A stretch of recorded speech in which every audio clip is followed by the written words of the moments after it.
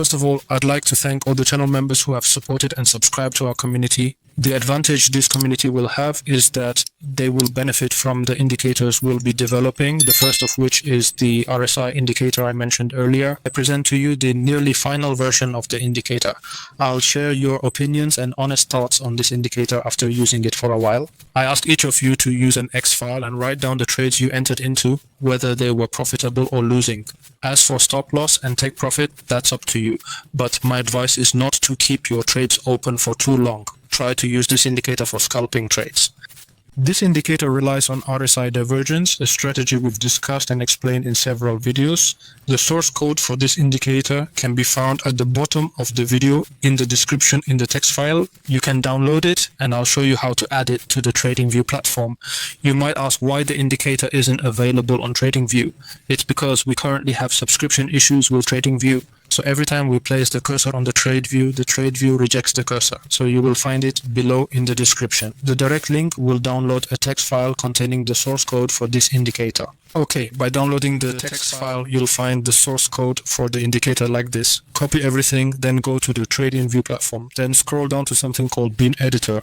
Then select everything that's there and delete it. Then paste the code you copied from the indicator's text file. Then click Add to Chart to have the indicator added to the chart automatically. Now let's talk about how to use and exploit this indicator and what rules we need to follow to make the right trades and reduce the loss rate using this indicator. For this indicator, I need you to pay attention to certain things before using it. The first thing is that you need to determine the trend or market direction. First, to determine the market trend, the easiest way is to go to indicators and then try to find any moving average, but let's just use the SMA or simple moving average. We're trying to adjust the SMA period to the dead period. Click on the settings icon and then change this option to dead. As we can see, in this case, I have a daily time frame. Try using the daily time frame. Then you'll see if the market is above or below. If the market is above, then it's a bullish market.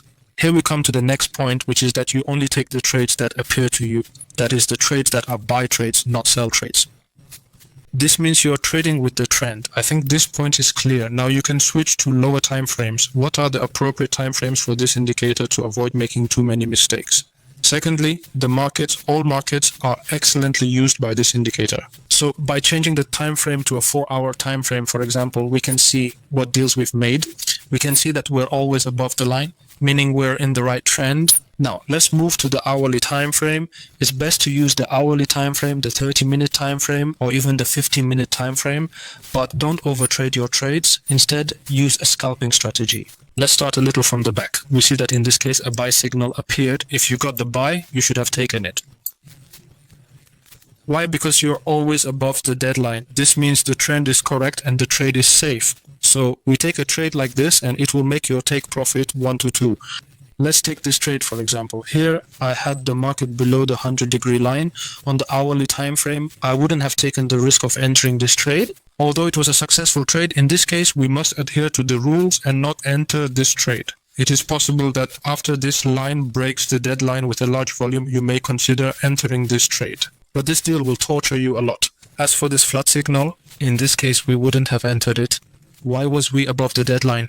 Although it was a successful deal, we must adhere to the rules to minimize losses. We always maintain a respectable profit margin. 60 to 50% would be ideal. In this case, see if there is a buy signal. In this case, I will enter it. Why? Because I am above the dead cat. I always do the same thing when analyzing the daily time frame in an uptrend, meaning I take trades that follow the trend. You'll see how if we follow these rules, we'll make excellent trades. For example, in this case, I think this would be the last trade. The last trade that appeared with the indicator in this time frame, we see that in this case, I would not have entered this trade. Why? Because I am below the moving average line. As long as I am below the moving average line, I cannot take risks. This trade was profitable, yes. But we must adhere to the rules because continuity is what determines success. In this case, I also encountered deals. A buy deal, but I didn't enter it because I was always below the deadline. And even in this case, even though I saw a successful sell trade, we must respect the rules. What we can conclude is that if we follow these rules, we will get fewer trades using this indicator. Therefore, the more you stick to the rules, the more you will use this indicator correctly. We await your feedback at this email regarding this indicator if you have suggestions or errors appear in this indicator. Thank you again for subscribing to the channel. Stay tuned for the next episode. We will be sharing another indicator that has been under development. This indicator is based on the whole moving average, incorporating price action and many other features. Let's discover this indicator in the next section.